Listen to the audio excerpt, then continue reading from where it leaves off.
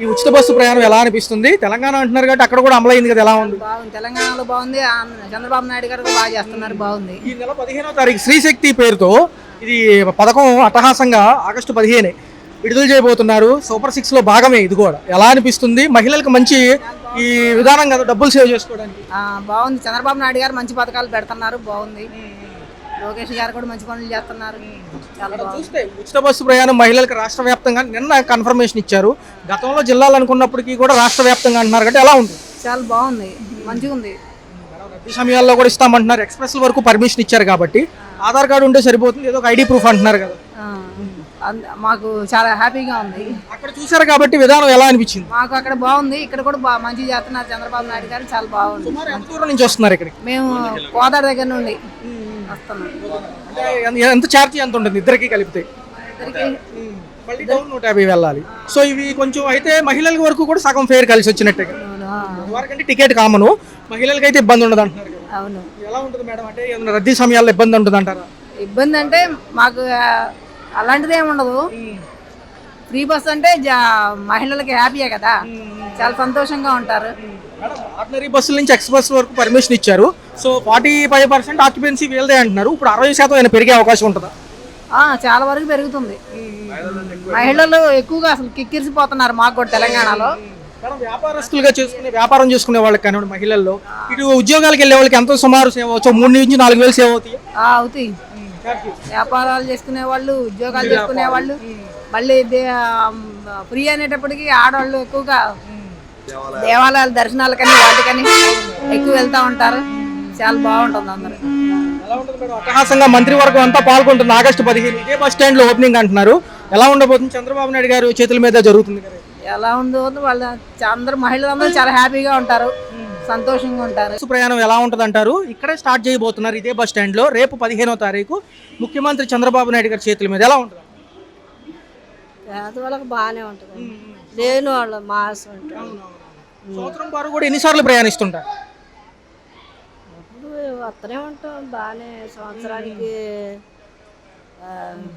వస్తూనే ఉంటామండి. విజయవాడ సరుకులకి, మరి బట్టలకని వాటికి వీటికి వస్తూనే ఉంటాం. సుమారు ఎంత ఖర్చు అవుతూ ఉంటుంది? ఛార్జీలకు అప్ అండ్ డౌన్ ఎలా తీసుకుంటారు? సుమారు అవన్నీ మిగిలినట్టే కదా ఈసారి? మిగిలినట్టే, బాగానే రాను పోను 200 మిగిలినట్టే మాకు. మరి గతంలో చూసుకుంటే ఈ విధానాన్ని కొద్దిగా ప్రవేశపెట్టారు కదా, ఈ విధానంలో మహిళలకు మంచిదేనా ఉచిత బస్సు ప్రయాణం? మంచిదేనండి, లేని వాళ్ళ మాసం ఉంటే వాళ్ళకి మంచిది. ఈ డబ్బుల్లో ఎంతో కొంత సేవ్ చేసుకోవచ్చు కదా, ఈ ఛార్జీలు మిగిలినట్టే కదా. మిగిలినట్టే. ప్రభుత్వం రేపు 15వ తారీఖు అట్టహాసంగా శ్రీశక్తి పేరుతో ఇదే బస్ స్టాండ్ లో ఓపెన్ చేయబోతుంది. అందరూ పాల్గొంటున్నారు. ఇక తర్వాత నుంచి మీకు అంతా ఉచితంగానే తిప్పుతారు అంటున్నారు. రాష్ట్రం మొత్తం కూడా మరి మంచి విధానాన్ని మీరు ఒప్పుకుంటున్నారా? ఒప్పుకుంటున్నాను. సుమారు ఈ ఛార్జీల నిమిత్తం ఎంత మిగలొచ్చు సంవత్సరం బారు మీరు లెక్కేసుకుంటే? ఒక 3,000 4,000 తెలవదండి, మాకు చదువు లేని వాళ్ళం కదా, తెలవదు, చదువు రాదు నాకు. ఒక ట్రిప్కి ఎంత అవుతుంది మీకు? అప్ అండ్ డౌన్ ఎంత అవుతుంది రావడం పోవడం?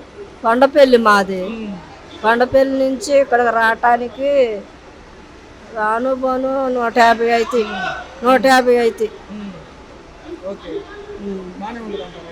150 అంటే అప్ అండ్ డౌన్ నెలలో 3-4 సార్లు వస్తారు అయితే? వస్తాం.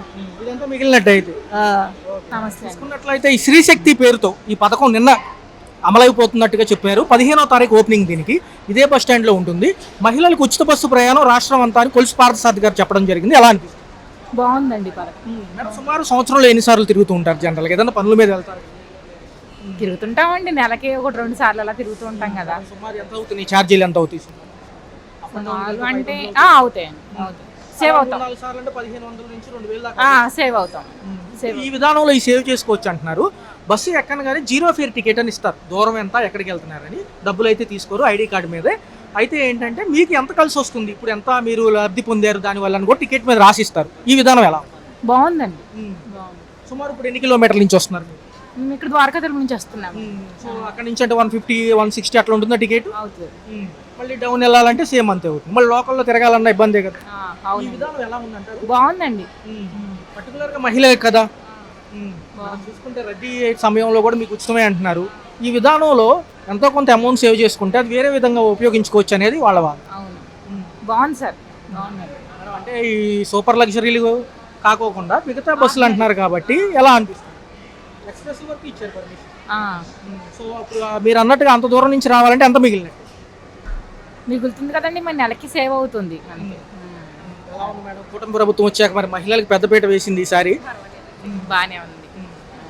మేడం, చూసుకుంటే ఇదే విధానంలో రేపు వర్కింగ్ ఉమెన్స్ కానివ్వండి, పనుల మీద వెళ్ళే వాళ్ళకి, రోజు తిరిగే వాళ్ళకి ఎలా ఉంటుంది? ఎంత సేవ్ అవుతుంది? 3,000 అవుతారండి, బాగా సేవ్ అవుతారు. సేవ్ అవుతారు, ఉద్యోగస్తులు కూడా ఉన్నారు కాబట్టి సేవ్ అవుతారండి. 3,000 మిగులుతుందంటారా? ఏమో నాకు అంత ఐడియా లేదు. రూపాయలు వేసుకున్నాను ఎకరా. మిగలొచ్చేమో. సో ఇవన్నీ కూడా భారం గవర్నమెంటే తీసుకుంటుంది కాబట్టి ఎలా ఉంది ఈ సూపర్ 6 లో కూడా పథకాలు ఏమన్నా అమల్లో మీరు ఉన్నారా? పెన్షన్, తల్లికి వందనం అని రేషన్ వస్తుందా కనీసం? డిపోలో తీసుకుంటున్నాను. మరి చంద్రబాబు నాయుడు గారు అట్టహాసంగా ప్రారంభించిపోయే పథకం మహిళలకు ఎంత ఉపయోగపడుతుంది? ఇది శ్రీశక్తి ఉచిత బస్సు ప్రయాణం.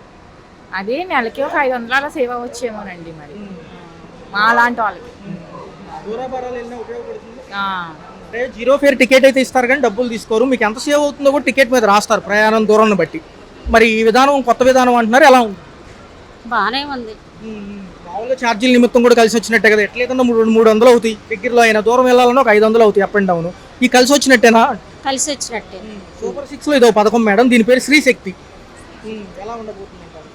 పర్వాలేదు, బాగానే ఉంది. దీంతో పాటు రోజు పనుల మీద వెళ్ళే వాళ్ళకి, రోజు ఉద్యోగాల మీద వెళ్ళే వాళ్ళకి ఎంత ఉపశమనం అంటారు? బాగానే సేవ్ అవుతుంది. నెలకి ఎంత సేవ్ చేయొచ్చు దీని మీద? ఒక 3,000 నుంచి 4,000 బండ్ల మీద వెళ్ళే వాళ్ళకి డబ్బులు, ఛార్జీ డబ్బులు, పాస్లుగా అయినా కానీ 3-4 వేలు ఉంటుంది. దూరం నుండి టీచర్స్ ఉంటారు కదా. మరి సూపర్ లగ్జరీలు కాకపోయినా ఎక్స్ప్రెస్ల వరకు పర్మిషన్ ఇచ్చారు, సిటీ బస్సులకి ఇచ్చారు, పల్లె వెలుగు, అల్ట్రా పల్లె వెలుగులకు, మెట్రోలకు కూడా ఇచ్చారు. సో ఈ విధానం రాష్ట్రం అంతా కాబట్టి ఉపయోగమేనంటారు. ఉపయోగమేనండి.